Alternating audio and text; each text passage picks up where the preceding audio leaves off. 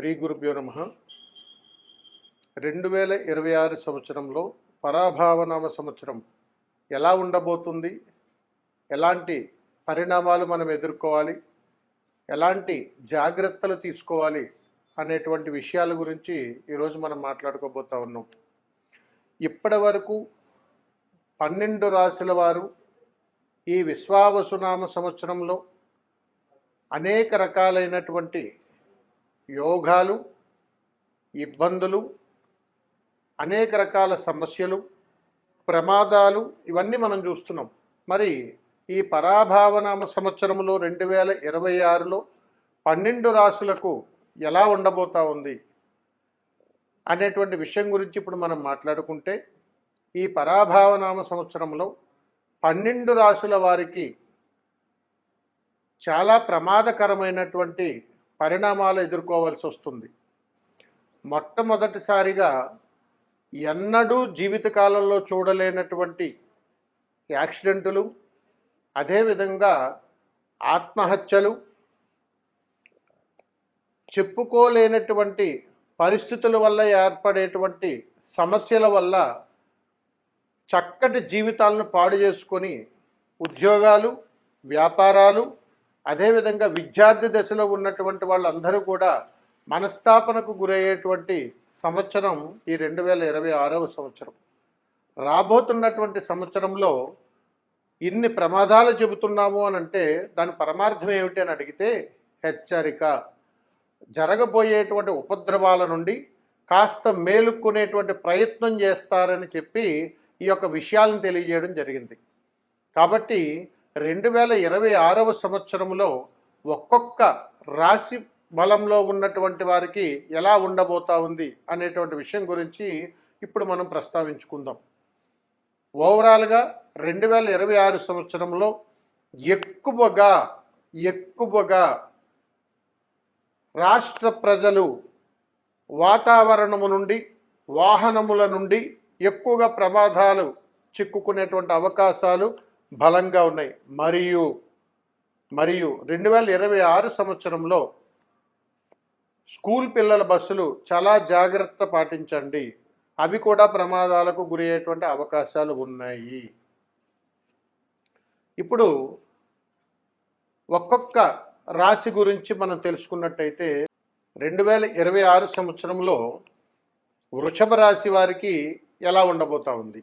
ఈ వృషభ రాశి వారికి గత 7-8 సంవత్సరాల నుండి వ్యాపారంలో స్థిరత్వం లేక అనేక రకాలైనటువంటి వ్యాపారాల్లో అడుగుపెట్టేటువంటి అవకాశాలు ఎక్కువగా ఉంటాయి.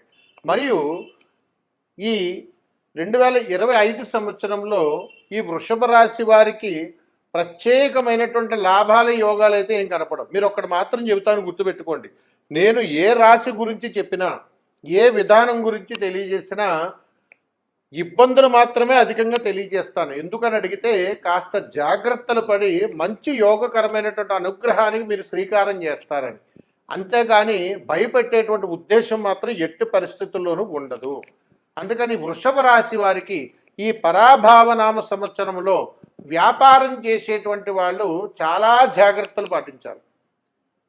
ఇక ఉద్యోగం చేస్తున్నటువంటి వారికి, వృషభ రాశి వారికి ఎలా ఉండబోతా ఉంది అని అడిగితే, ఉద్యోగ ప్రయత్నం చేస్తున్నటువంటి వాళ్ళకి మీరు ఎప్పుడైనా గతంలో వదిలేసినటువంటి ఉద్యోగాల నుంచి మళ్ళా పిలుపుని అందుకునేటువంటి అవకాశాలు కూడా ఉన్నాయి. అందుకని వృషభ రాశి వారికి ముఖ్యంగా తెలియజేసేటువంటిది, స్త్రీలు కానీ ఏదైనా కానీ మీరు వ్యాపారం కానీ చేస్తే అద్భుతంగా ఉంటుంది. ఈ 2026 సంవత్సరంలో వృషభ రాశి వారికి స్త్రీమూర్తులు చేసేటువంటి వ్యాపారాలు బాగా కలిసి వస్తాయి. మరియు దాంపత్య విషయంలో, భార్యాభర్తల విషయంలో అధికంగా తగాదాలు పడేటువంటి అవకాశాలు కూడా ఉన్నాయి. రెండోది, ఈ వృషభ రాశి వారికి 2026 సంవత్సరం పరాభావనామ సంవత్సరంలో కుటుంబములో మీ యొక్క బంధువుల నుండి శత్రుత్వాలు పెరిగేటువంటి అవకాశాలతో పాటుగా చిన్న తగాదాల వల్ల చక్కటి బంధుత్వాలు పాడయ్యేటువంటి అవకాశాలు కూడా ఉన్నాయి. అంటే దీని పరమార్థం ఏమిటి? ఇవి జరగకుండా జాగ్రత్త పడమని పరమార్థం. కాబట్టి వృషభ రాశిలో ఉన్నటువంటి వారు ఏ వ్యాపారం కూడా అనుభవం లేకుండా ఎక్కువగా అధికంగా పెట్టుబడి పెట్టి నష్టపోకండి.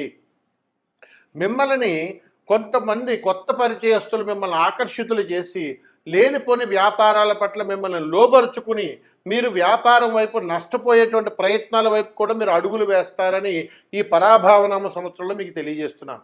అందుకని వృషభ రాశి వారు మీ యొక్క అహంకారాన్ని, కోపాన్ని కాస్త సద్దుమణుగు చేసుకొని మంచి ఆలోచన తీరుతో మాత్రమే మీ జీవనాన్ని సాగించండి. ఈ వృషభ రాశి వారికి రాజకీయ రంగంలో ఉన్నటువంటి వాళ్ళు ఎవరైనా ఉంటే కాస్త మీకు అవమానాలు అధికంగా వెళ్ళేటువంటి అవకాశాలు ఉన్నాయి. మరియు ఆగస్టు తర్వాత నుంచి 2026 రాజకీయ నాయకులకు అద్భుతమైనటువంటి యోగం పట్టనున్నది. మరియు విద్యార్థి దశలో ఉన్నటువంటి వారు, ఉద్యోగ ప్రయత్నం చేస్తున్నటువంటి వారు, ప్రభుత్వ రంగానికి ఏదైనా ఉద్యోగ ప్రయత్నం చేస్తున్నటువంటి వాళ్ళకి ఖచ్చితంగా యోగాన్ని అనుభవించేటువంటి అవకాశాలు ఈ 2026 సంవత్సరంలో ఉన్నాయి. మరి ఈ ఇబ్బందులు ఉన్నటువంటి వాళ్ళ దగ్గర నుంచి ఎలాంటి పరిష్కార మార్గం చేసుకుంటే మనకు యోగం పడుతుందండి అని అడిగితే, ఈ 2026 సంవత్సరంలో ఈ వృషభ రాశి వారు మీకు దగ్గరలో ఉన్నటువంటి ఏదైనా గణపతి దేవాలయానికి వెళ్ళి మీ గృహములో సిద్ధం చేసినటువంటి ఏదైనా ఒక తీపి పదార్థాన్ని ఆ దేవాలయం దగ్గరకు వచ్చేటువంటి భక్తులకు ప్రసాదంగా అందజేయండి. తదనంతరము ఎరుపు రంగు పుష్పాలను 27 మాలగా కూర్చి ఆ గణపతి దేవాలయంలో ఉన్నటువంటి వారికి ఇవ్వండి. కాబట్టి ఈ విధంగా చేసేటువంటి అద్భుతమైనటువంటి పరిష్కార మార్గం ద్వారా రాహు యొక్క ప్రభావం నుంచి కాస్త మీరు బయటపడి మంచి యోగకరమైనటువంటి అనుగ్రహాన్ని మీరు ఆస్వాదిస్తారు. అందుకని 2026 పరాభావనామ సంవత్సరంలో ఈ వృషభ రాశి వారికి ఎన్ని ఉపద్రవాలున్నా ఈ చక్కటి పరిష్కార మార్గం ద్వారా మంచి యోగాన్ని అయితే అందుకుంటారు. సర్వే జన సుఖినో భవంతు. శుభం. నమస్కారం.